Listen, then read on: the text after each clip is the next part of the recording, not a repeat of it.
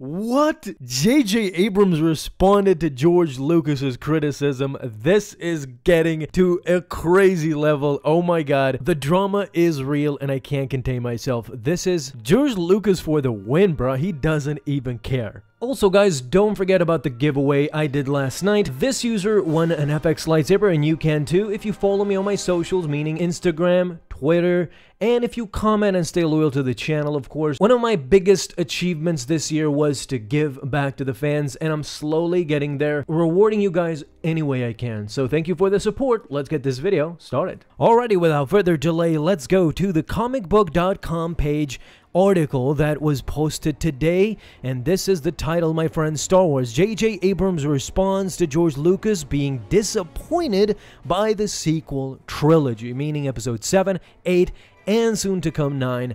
I'm guessing he is already disappointed, but let's get this one started. George Lucas sold Lucasfilm to Disney back in 2012, with the Disney CEO Bob Iger confirming earlier this year in his memoir that the Star Wars creator, meaning George Lucas, was disappointed by the direction the sequel trilogy took. As we discussed yesterday, George Lucas was disappointed from the get-go, so to be fair to Disney, this isn't a new thing. I'm sure George Lucas was disappointed at the start, but after he saw these movies, man, I don't know. We haven't got a direct quote from him, but yeah, you could probably imagine what he thinks about these movies. So without further ado, we've got a direct quote from J.J. Abrams, what he told Rolling Stone. Here you go, right here.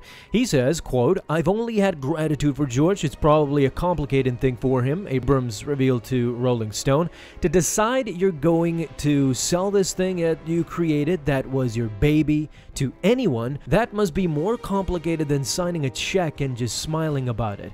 But he's been incredibly gracious. He's been super generous."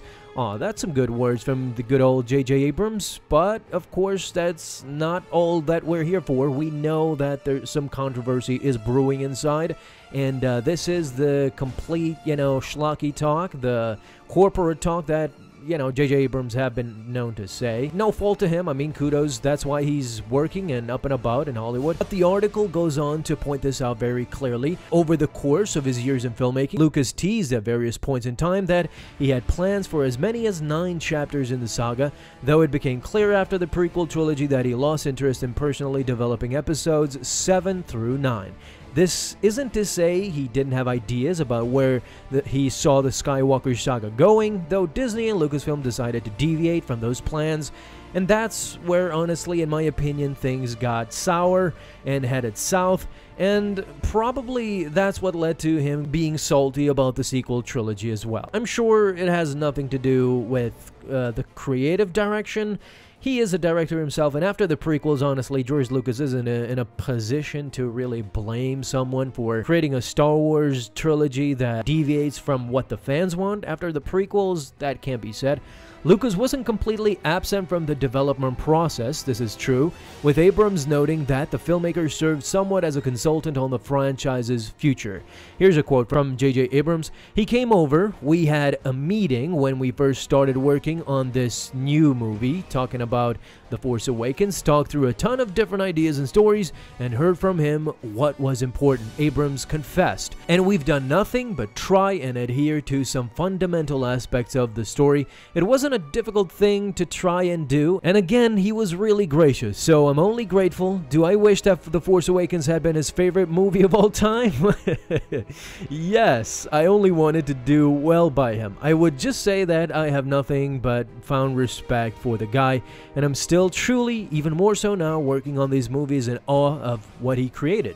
Let alone the fact that secretly J.J. Abrams told us that The Force Awakens isn't George Lucas's favorite Star Wars movie, and that's a given. Of course, as we said, he is completely sour, and he doesn't want to even watch these movies. I mean, I remember the controversy when he said I didn't even watch The Force Awakens trailer back when it came out in 2015. So George Lucas was not interested in the Disney saga. Just noting here the quote from J.J. Abrams, "It's probably a complicated thing."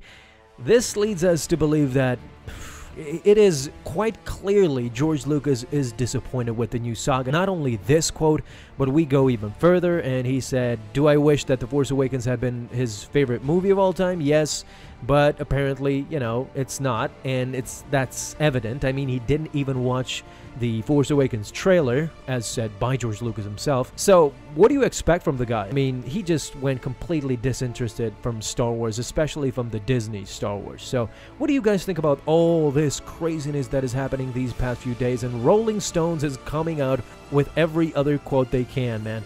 Talk to us down below, leave a comment, tell us your thoughts. What do you think about this? Thank you so much for watching, guys, and if you enjoyed, leave a thumbs up down below, subscribe for dailies. I'll see you in the next video, and may the Force be with you until then.